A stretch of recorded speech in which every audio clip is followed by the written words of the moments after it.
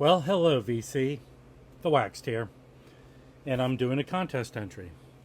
Don't do a lot of them. My iPad's illuminating my face weird. But I'm doing it for my pal, Michael, Poetry on Plastic, because he's doing a contest because he reached 10,000 subscribers. Congratulations, Michael.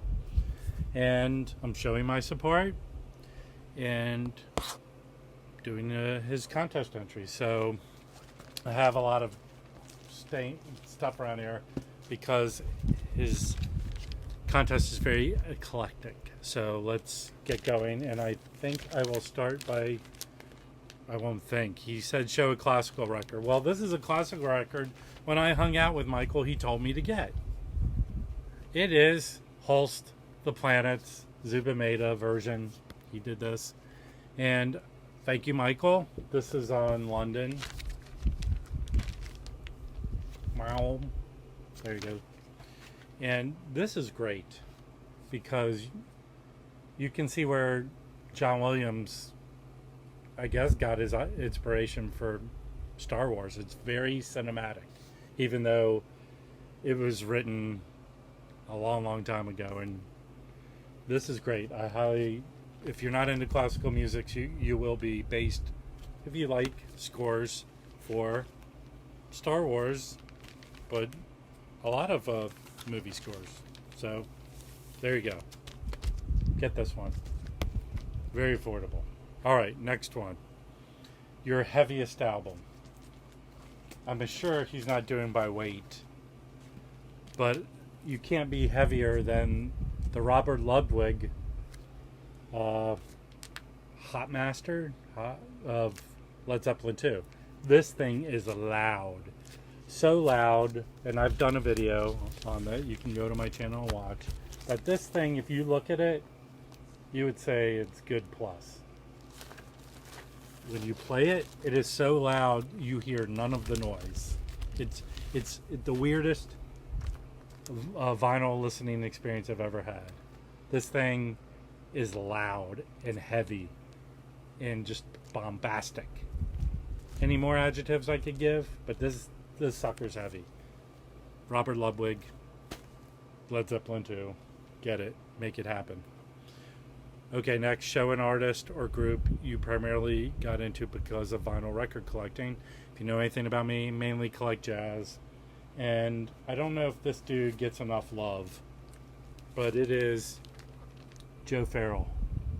And I would say, at least with all his CTI albums, they're kind of all different. They're vastly different to me. And he, pretty, he's a really good saxophonist. Plays flute too. I assume he might play oboe. I don't know. But they're all different. This one has a couple different covers. I do not know why they're so vastly different. This thing is almost like a CTI album. CTI. This is a CTI album. ECM album. It's more avant-garde, and if I can hold it on camera with all these guys on there. This is a hard jazz album. This is funk. Big time funk album. That's why it's called Canned Funk. So vastly different, and I'm glad I discovered Joe Farrell. I love his stuff. Like any jazz musician, he passed away way too soon. So there you go. Next, show a foreign or non-English record. Points for an import pressing. I'm not going to receive any points. I do have foreign albums, but I feel like it would be insincere because I don't really listen to them. This one I listen to a lot. Gets Gilberto. Although it's not a foreign album, it is in Portuguese.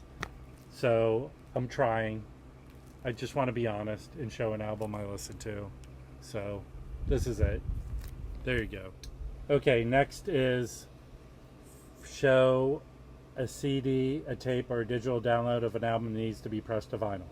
This is easy for me. And let's hope I influence some people to get into this. The album is, I'll show you the album cover here. Marry Me Jane. Marry Me Jane put out 2 albums in the mid 90s. It's mainly um,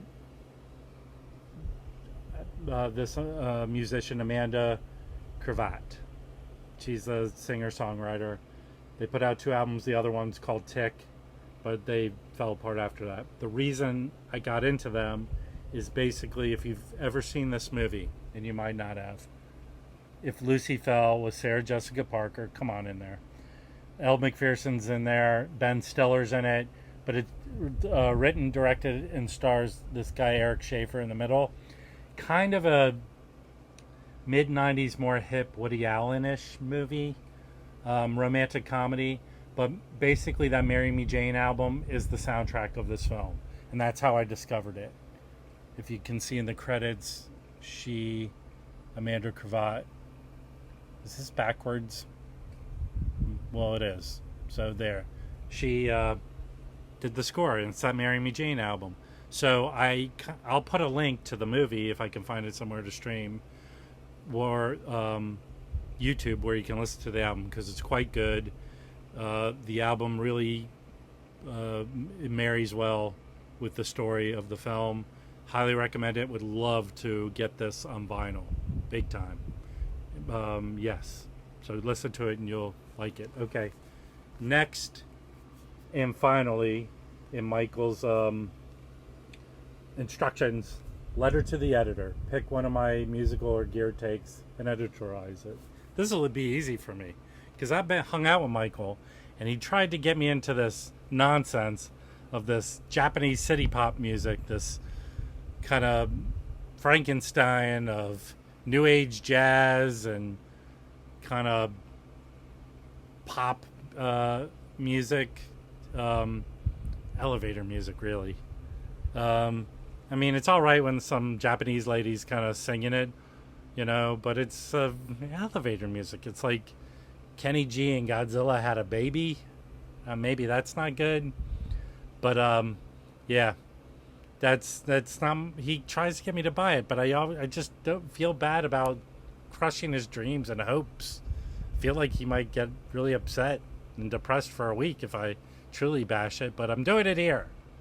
So there you go. I editorized it until I don't know. This city pop's screwing up the way I talk.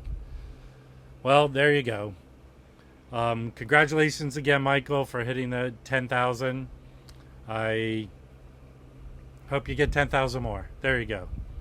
And yeah, there you go. I entered your contest. Nothing more to say. Congratulations. Bye.